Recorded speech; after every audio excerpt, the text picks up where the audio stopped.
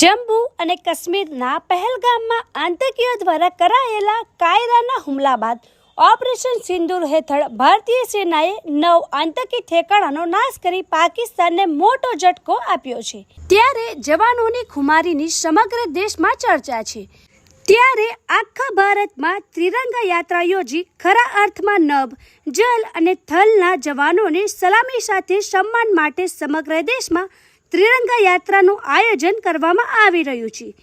જે સંદર્ભે આજ રોજ ઓપરેશન સિંદૂર અને ભારતીય સેનાના સમર્થન અને સન્માનમાં બારડોલી ખાતે ત્રિરંગા યાત્રાનું આયોજન કરવામાં આવ્યું હતું। જે ત્રિરંગા યાત્રા સાંજે 5 કલાકે બારડોલીના રાજમાર્ગ પર આવેલા સરદાર આર્કેડથી નીકળી શહીદ ચોક ખાતે પહોંચી હતી।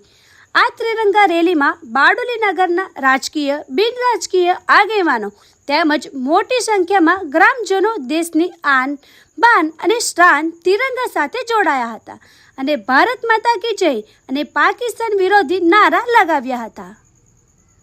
પહેલગામ આતંકી હુમલાને આપણા જવાનો થકી ઓપરેશન સિંદૂર જડબાતોડ જવાબ આપ્યો।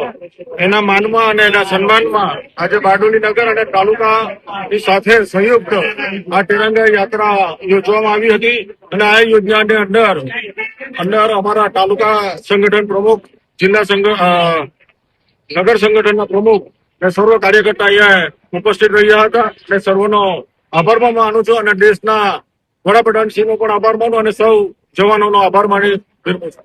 AB48 ન્યૂઝ ગુજરાત સાથે પ્રશાંત પટેલ, બારડોલી।